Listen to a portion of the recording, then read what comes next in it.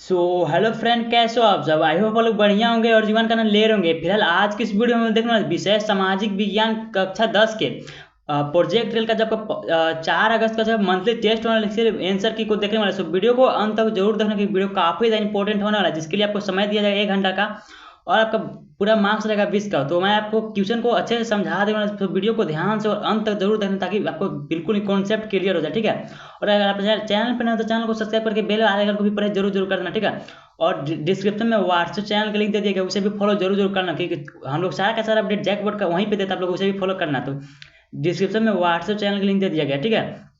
अगर आप लोगों ने अभी तक चैनल को सब्सक्राइब नहीं किया, चैनल पर तो चैनल को सब्सक्राइब जरूर जरूर कर देना, ठीक है। और इस वीडियो को लाइक करके अपने सारे दोस्तों के साथ इस वीडियो को शेयर भी याद से कर देना, ठीक है। तो देख लेते हैं सबसे पहले प्रश्न से। तो सबसे पहला आपका आता है यानी कि सेक्शन ए का, सेक्शन ए यानी कि एक एक नंबर का 6 प्रश्न यानी कि ऑब्जेक्टिव क्वेश्चन होने वाला, ठीक है। तो सबसे पहला आपका आता है सामाजिक विज्ञान का। यहाँ पे देखो सबसे पहला आपका प्रश्न बोलता है राष्ट्रवाद की भावना। राष्ट्रवाद की भावना सबसे पहले किस किस देश में उत्पत्ति हुई, यानी कि राष्ट्र भाव की भावना सबसे पहले किस देश में उत्पत्ति हुई थी। तो ऑप्शन आपके पास फ्रांस, अमेरिका, इंग्लैंड या फिर इनमें से कोई नहीं। तो इसका जो राइट आंसर हो जाएगा फ्रांस, यानी कि फ्रांस इसका राइट आंसर हो जाएगा। सबसे पहले जो राष्ट्रभाव की भावना उत्पन्न हुई थी वह फ्रांस से हुई थी, ठीक है। तो नेक्स्ट आपका आता है क्वेश्चन नंबर सेकंड को देख लेते हैं। क्वेश्चन नंबर सेकंड बोलता है आपका सामाजिक विज्ञान का क्लास 10 का क्वेश्चन नंबर सेकंड बोलता है आपका राष्ट्रवाद का उदय कब हुआ था, यानी कि राष्ट्रवाद का उदय कब कब हुआ, ठीक है। तो ऑप्शन आपके पास 18वीं शताब्दी के अंत में, यहाँ पे इंग्लिश में भी दिया गया व्हेन डिड नेशनलिज्म अराइज, ठीक है। तो ऑप्शन नंबर ए आपका 18वीं शताब्दी के अंत में, यानी कि at the end of the 18th century. यहाँ पे ऑप्शन नंबर बी आपका 19वीं शताब्दी के शुरुआत में, 20वीं शताब्दी के अंत में या फिर 18वीं शताब्दी के शुरुआत में। तो क्वेश्चन नंबर 2 का जो राइट आंसर हो जाएगा वो हो जाएगा ऑप्शन नंबर ए, यानी कि 18वीं शताब्दी के अंत में इसका राइट आंसर हो जाएगा, ठीक है।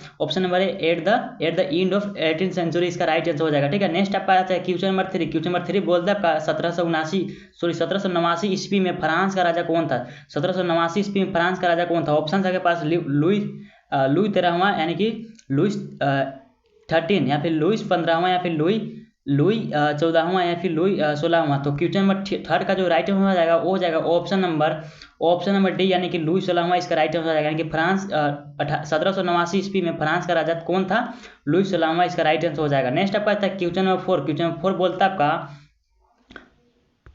सुंदरवन राष्ट्रीय पार्क किस राज्य में स्थित है, यानी कि सुंदरवन राष्ट्रीय पार्क किस राज्य में स्थित है। ऑप्शन है आपके पास असम में स्थित है, गुजरात में स्थित है, फिर पश्चिम बंगाल में स्थित है, फिर झारखंड में स्थित है। तो सुंदरवन की बात की जाए तो आपका पश्चिम बंगाल, यानी कि वेस्ट बंगाल इसका राइट आंसर हो जाएगा, यानी कि ऑप्शन नंबर सी इसका राइट आंसर हो जाएगा। क्वेश्चन नंबर 4 का राइट आंसर हो जाएगा option number C. So next आपका आता है क्वेश्चन नंबर 5 बोलता है आपका एशियाई चीता की जाति को भारत में कब लुप्त घोषित कर दिया गया था। एशियाई चीता की जाति को भारत में कब लुप्त घोषित कर दिया गया था। ऑप्शन है के पास 1949 ईस्वी, 1940 ईस्वी, 2000 ईस्वी या फिर 1952 ईस्वी। तो एशियाई चीता को भारत में कब लुप्त घोषित कर दिया गया था। तो क्वेश्चन 5 का जो राइट आंसर हो जाएगा ऑप्शन नंबर डी, यानी कि 1952 ईस्वी इसका राइट आंसर हो जाएगा, ठीक है। 1952 में एशियाई चीता को भारत में लुप्त घोषित कर दिया गया था। तो वीडियो में मजा तो वीडियो को लाइक करके चैनल को सब्सक्राइब जरूर जरूर कर देना, ठीक है।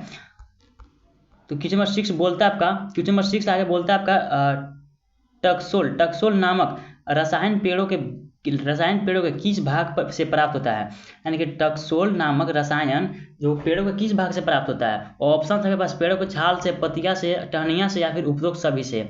तो क्वेश्चन नंबर 6 का जो राइट आंसर हो जाएगा वो जाएगा ऑप्शन नंबर ए, यानी कि पेड़ों को छाल इसका राइट आंसर हो जाएगा, ठीक है। बार्क ऑफ ट्रीज इसका राइट आंसर हो जाएगा, ठीक है। तो अब तक लोगों ने चैनल को सब्सक्राइब नहीं किया तो चैनल को सब्सक्राइब जरूर से जरूर करना, बस एक छोटी सी रिक्वेस्ट है, चैनल को सब्सक्राइब जरूर जरूर करना। और इस वीडियो पे 100 कमेंट का टारगेट है, तो हमारे 100 कमेंट के टारगेट को भी पूरा जरूर जरूर करना, ठीक है। कुछ भी कमेंट करो, मुझे नहीं पता, ठीक है। तो आप लोगों को बस 100 कमेंट कंप्लीट करना है। आप लोग यही बता दो कि आपको वीडियो कैसा लगा, ठीक है। तो नेक्स्ट आपका आता है क्वेश्चन नंबर 7 को देख लेते हैं हम लोग। क्वेश्चन नंबर 7 यानी कि सब्जेक्टिव प्रश्न आपका शुरुआत हो चुका है, जो कि 2 नंबर का, ठीक है। एक क्वेश्चन आपका 2 नंबर का है। राष्ट्रवाद क्या है, आपका राष्ट्रवाद पूछेगा, आपका फाइनल एग्जाम में भी बहुत सा पूछा जाता है, आपका 2024 में आपका क्वेश्चन पूछा हुआ है, ठीक है। राष्ट्रवाद क्या है आपका बहुत ही ज़्यादा महत्वपूर्ण प्रश्न है। What is nationalism. तो इसके हम लोग आंसर को देख लेते हैं, सारे क्वेश्चन को हम लोग 4 क्वेश्चन को देख लेते हैं, उसके बाद हम लोग सारे 4 क्वेश्चन के आंसर को देखेंगे। उसके बाद हम लोग 2 क्वेश्चन को देखेंगे, उसके बाद 2 क्वेश्चन के आंसर को देखेंगे। तो 4 क्वेश्चन आप लोग देख सकते हो। क्वेश्चन नंबर 8 बोलता है आपका नेपोलियन के प्रमुख कार्यों को लिखा, यानी कि नेपोलियन के क्या क्या प्रमुख कार्य था क्या क्या कार्य किया था वो उसको यहाँ पे लिखना है, ठीक है। उसके बाद आपका क्वेश्चन नंबर 9 बोलता है आपका आरक्षित वन से क्या तात्पर्य है। तो आपको घबराना नहीं है, आपको मैं इसका आंसर भी दूंगा, ठीक है। आरक्षित वन से क्या अभिप्राय है, ठीक है।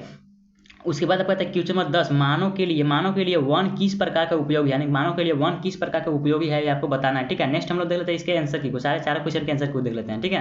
क्वेश्चन नंबर 7 का यहाँ पे आंसर को देख सकते हो। राष्ट्रवाद क्या क्वेश्चन था आपका, राष्ट्रवाद क्या, तो उत्तर यहाँ पे देख सकते हो लिखा गया जब लोग एकता की भावना से, यानी कि एकता की भावना से अनेक देश के प्रति प्रेम और निष्ठा रखते हैं तो उसे क्या कहा जाता है, राष्ट्रवाद कहा जाता है, ठीक है।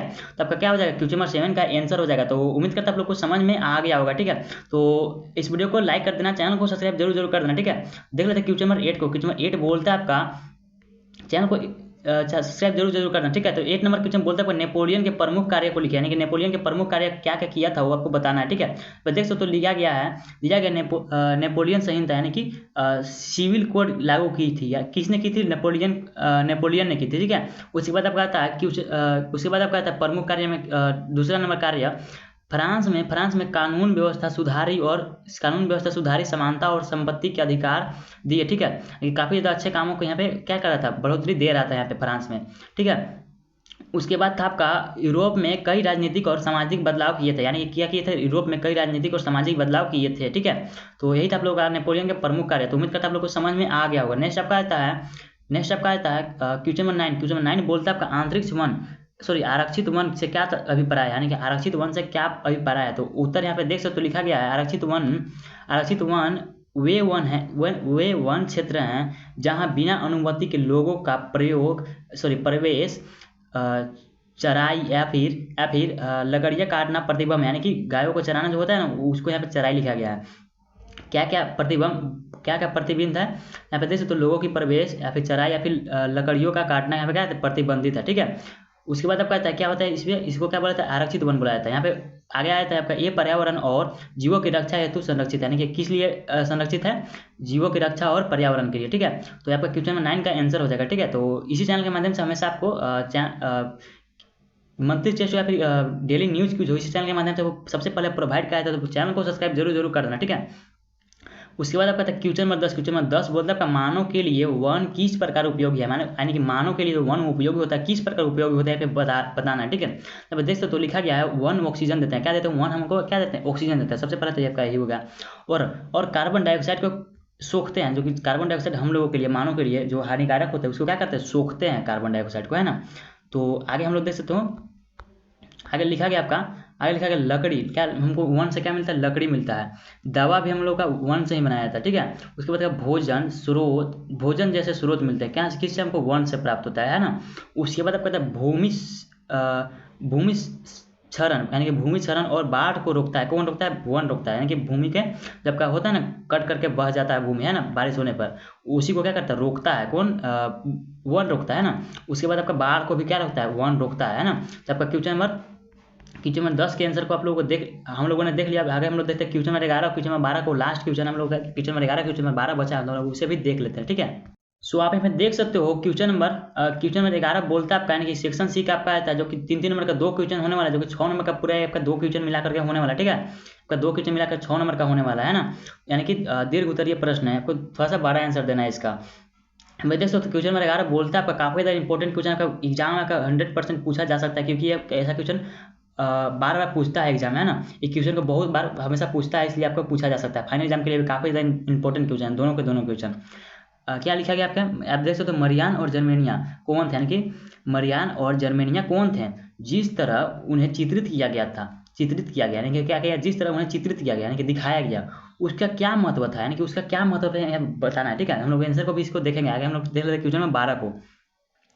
क्वेश्चन नंबर 12 बोलते हैं जैव विविधता क्या है, यानी कि जैव विविधता क्या है, जीवन विविधता क्या है, यह मानव जीवन के लिए क्यों महत्वपूर्ण है, यानी कि ये मानव जीवन के लिए महत्वपूर्ण है, क्यों महत्वपूर्ण है, आपको बताना है, ठीक है। तो हम लोग दोनों के आंसर को देख लेते हैं, यहाँ पे देख सकते हो सेक्शन सी, यानी कि दीर्घ उत्तरीय प्रश्न है। क्वेश्चन नंबर 11 के आंसर है। 11 नंबर क्वेश्चन बोलता था आपका मरियान और जर्मेनिया कौन थे, यानी कि मरियान और जर्मेनिया कौन थे, आपको बताना है। जिस तरह उन्हें चित्रित किया गया, यानी कि जिस तरह उन्हें चित्रित किया गया था उसका क्या महत्व था, आपको बताना है, ठीक है। तो यहाँ पे देख सकते हो उत्तर है आपका मरियान, ठीक है, सबसे पहले हम मरियान को देखेंगे।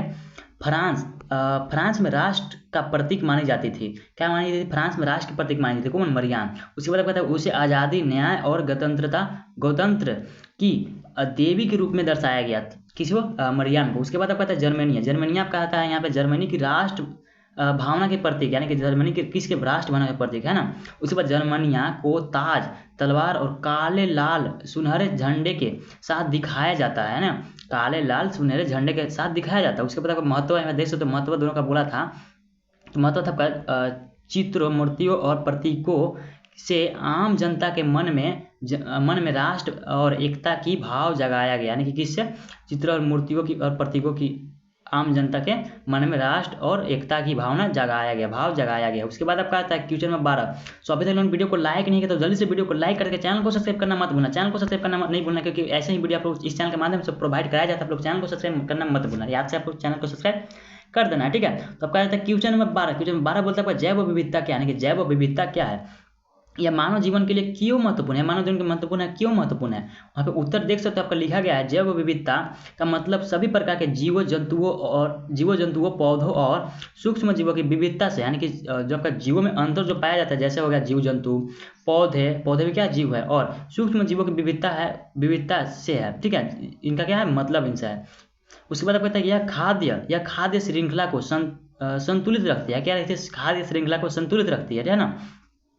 दवाओं और संसाधनों का स्रोत है। क्या है? दवाओं और संसाधनों का स्रोत है, ठीक है। क्या है? जैव विविधता। उसके बाद और पारिस्थितिक संतुलन बनाए रखती है। क्या? पारिस्थितिक संतुलन बनाए रखती है। तो यही था आप लोग का 12 क्वेश्चन जो आपका कल आपका किस में पूछा जाएगा? मंथली टेस्ट में पूछा जाएगा, आज पूछा जाएगा है ना। उसके बाद आपका जब एग्जाम है तब पूछा जाएगा ना। उम्मीद करता हूँ सारा क्वेश्चन आपका क्लियर होगा, है ना। तो मिलते हैं किसी नेक्स्ट वीडियो, तक के लिए बाय बाय। और भी बाकी सब्जेक्ट का अपलोड हो चुका है आंसर की, आप लोग उसे भी देख लेना। आपका सोशल साइंस के आंसर की हो चुका है ना।